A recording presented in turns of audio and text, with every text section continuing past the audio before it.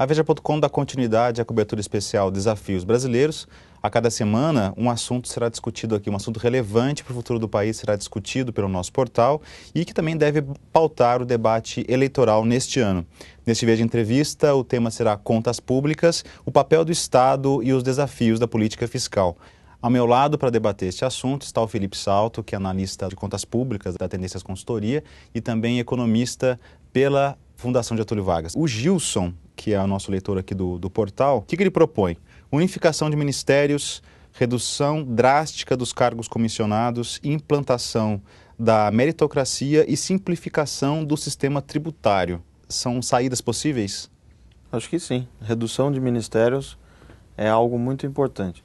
Porque você teve ocorreu isso no governo passado e o atual governo ampliou de novo o número de ministérios. E com cada ministério você carrega uma miríade de cargos e de benefícios e de gastos, né, que vão onerar.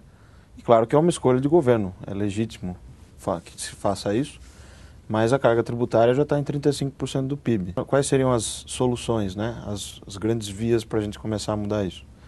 Eu acho que reformas, mas tem que falar um pouco com mais detalhes das reformas, né, porque reforma tributária, reforma trabalhista e reforma fiscal de uma maneira geral e reforma previdenciária são sempre faladas como bandeiras, né? E a gente acaba vendo que os governos assumem, isso passa o momento político e não se consegue fazer, né?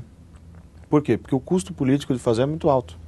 Você mexer com interesses de grupos específicos que se beneficiam disso, né? Através de uma democracia que é representativa. E benefício também é no longo prazo, né? Isso. Não necessariamente ele vai conseguir obter um fruto político disso no curto prazo também. Exatamente, é o caso típico da Previdência.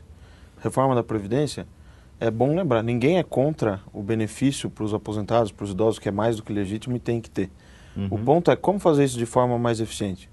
Por que você tem uma aposentadoria do setor público, que você tem funcionário se aposentando com o último salário, o salário integral, enquanto você tem lá no INSS uma grande massa de pessoas recebendo um salário mínimo? Talvez o papel da política seja organizar e mobilizar esses interesses da sociedade que demandam um sistema mais justo e mais eficiente e fazer uma proposta de reforma nesse sentido.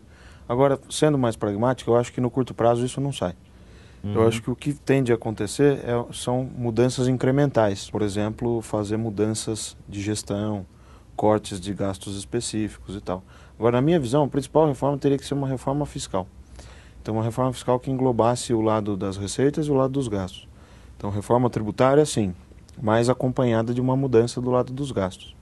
Então, você precisa mudar coisas na lei, por exemplo, rigidez de gastos, quase 90% de vinculações. Sim. Né? É um patamar muito elevado e que amarra as mãos do governo. E isso é fruto do quê? Né? Da nossa Constituição. De 88, que acabou amarrando mesmo as mãos do governo para garantir uma série de direitos e tal, e acabou reduzindo o grau de liberdade de atuação do governo. Sim. Então talvez seja o momento de rever isso. Agora, isso também acaba sendo utilizado de forma um pouco comodista, né? Porque você tem aí um grande percentual de gasto que poderia ser reduzido. O ideal seria o quê? Você tem uma taxa de crescimento do PIB aí, em torno de 3,3% nos últimos 10 anos. E você tem uma taxa de crescimento dos gastos em geral, dos gastos correntes, dos gastos com o pessoal, que estão acima disso. O ideal seria amenizar a taxa de crescimento, então os gastos estão crescendo. Amenize a taxa de crescimento desses gastos, né, dando menos reajuste, contratando menos cargos em comissão, como o leitor de vocês sugeriu. E aí o que acontece? Reduzindo essa taxa de crescimento para baixo do crescimento do PIB, você melhora a solvência do Estado. Sim. Melhora a solvência e abre espaço para crescerem outros tipos de gastos, principalmente gastos com investimento.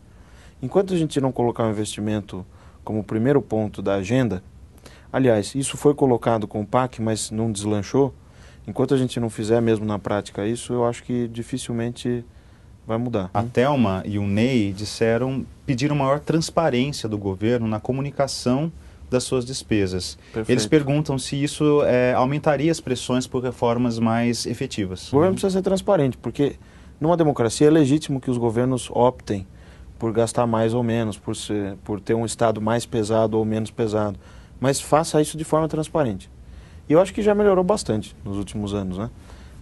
Claro que agora no curto prazo você teve duas grandes medidas, pelo menos, que pioraram nesse sentido da transparência, que foi a questão do BNDES e a questão da redução da meta de superávit primário com os abatimentos contábeis. Muito obrigado pelas suas colocações. Veja Entrevista conversou com o Felipe Salto, que é analista de contas públicas da Tendências Consultoria e também economista pela Fundação Getúlio Vargas. Acompanhe a cobertura especial Desafios Brasileiros aqui no portal veja.com.